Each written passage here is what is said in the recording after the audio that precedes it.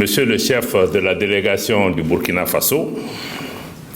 Monsieur le chef de la délégation de la République du Niger, Excellences, Mesdames et Messieurs les ambassadeurs du Burkina Faso, du Mali et du Niger, Mesdames et Messieurs les hauts fonctionnaires de la Confédération des États du Sahel, distingués invités, Mesdames et Messieurs, au nom de mes collègues en charge de la défense et des anciens combattants, le général de corps d'armée Sadio Kamara, responsable du pilier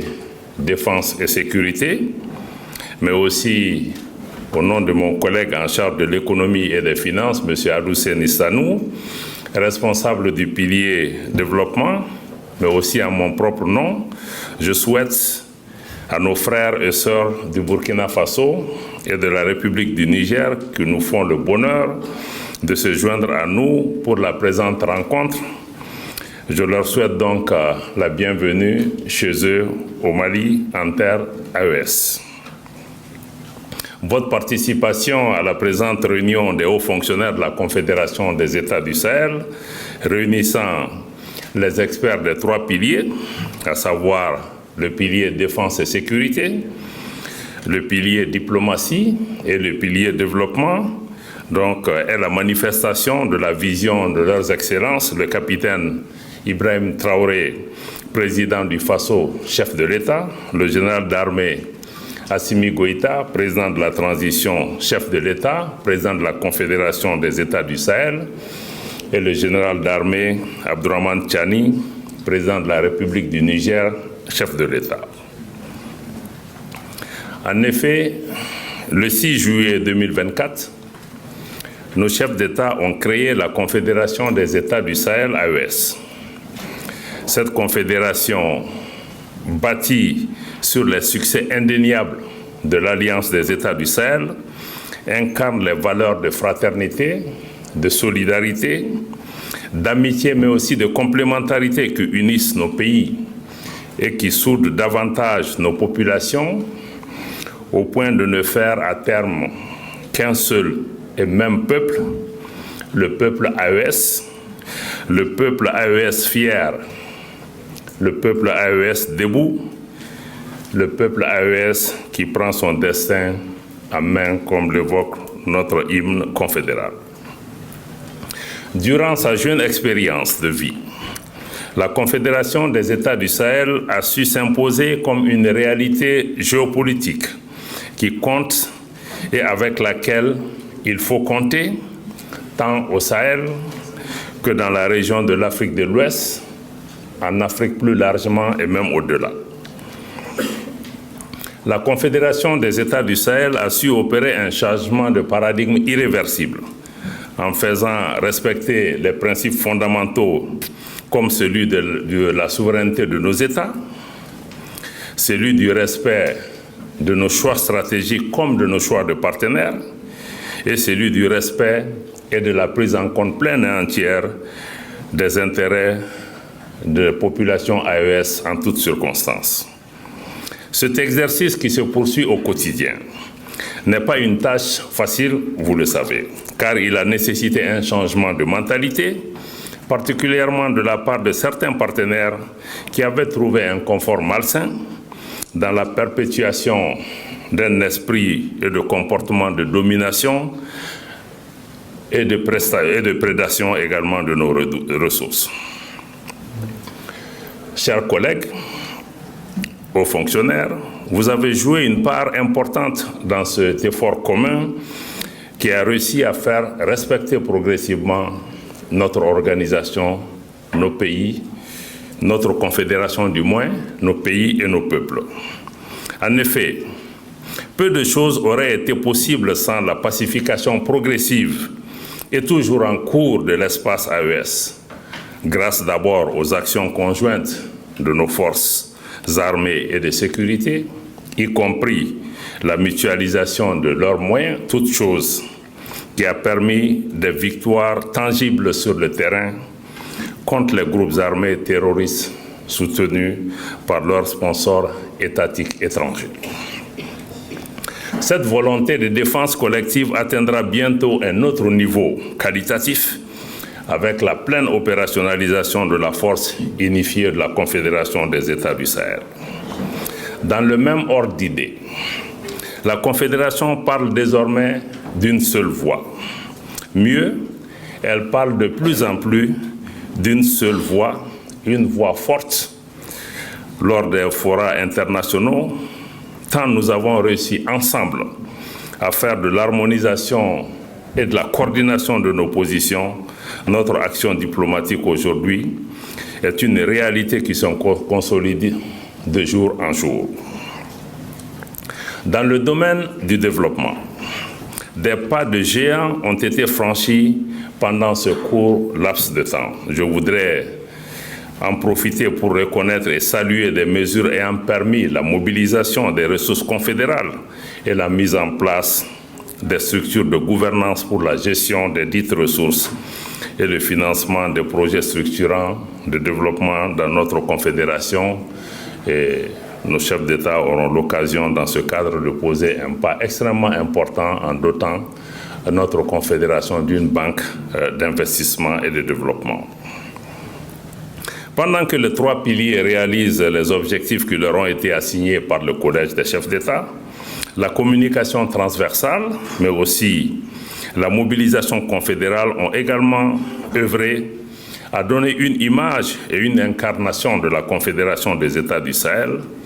notamment à travers des identifiants visuels, à travers également un logo, un drapeau, une devise et un hymne de la Confédération. Mieux, aujourd'hui, les populations de la Confédération des États du Sahel sont pleinement conscients et engagés pour contrer aussi l'autre front de la communication qui est la guerre informationnelle qui est imposée à nos pays et contre laquelle, fort heureusement, nos populations ont compris les enjeux. Ils ne laissent plus manipuler. Mieux, nos États aussi se dotent de moyens pour pouvoir nous-mêmes conter notre histoire, partager notre vision, donner notre propre version de nos informations, parler à nos populations dans nos langues, partager l'ambition, la vision de nos chefs d'État et faire en sorte que nous puissions nous réapproprier encore cet espace qui est extrêmement important aujourd'hui, qui est celui de la guerre cognitive, comme nous le disons, parce que nous sommes passés à une autre phase. Nous ne sommes pas dans la communication, même la désinformation, c'est la guerre cognitive.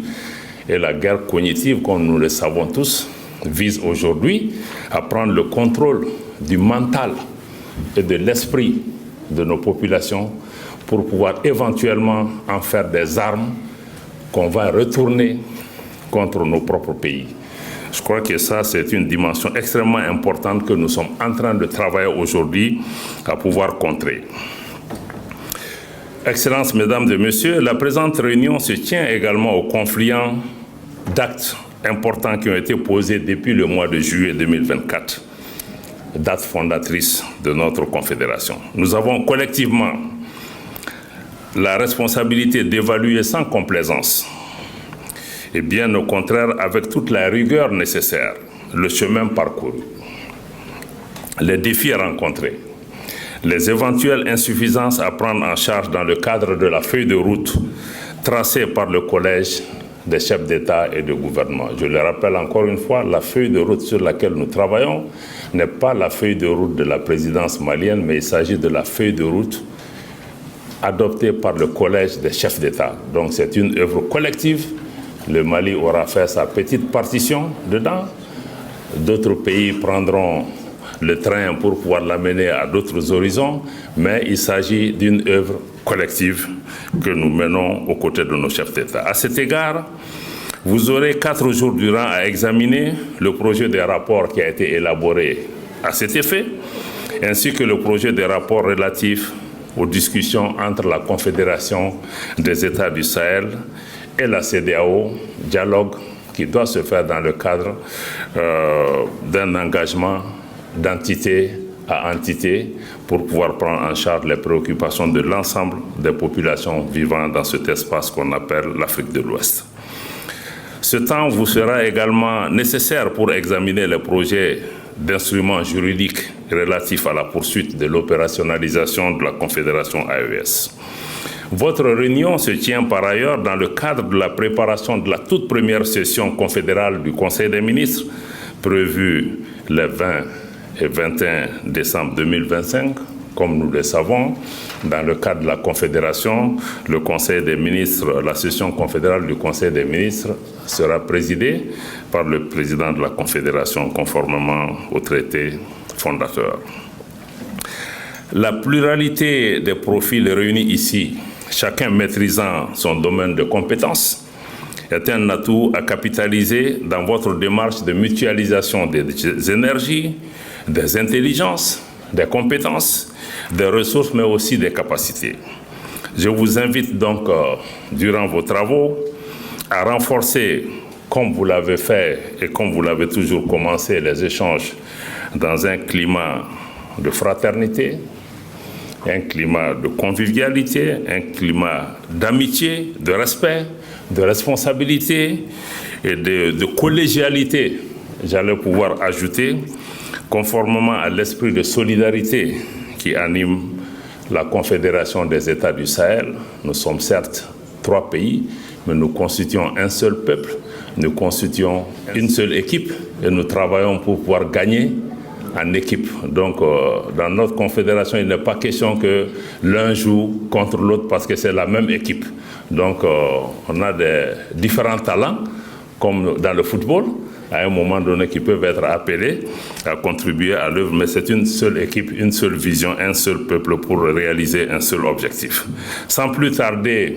et convaincu de la qualité de vos délibérations à venir, je déclare ouverts les travaux de la réunion des hauts fonctionnaires préparatoires à la première session confédérale du Conseil des ministres. Merci infiniment de votre attention.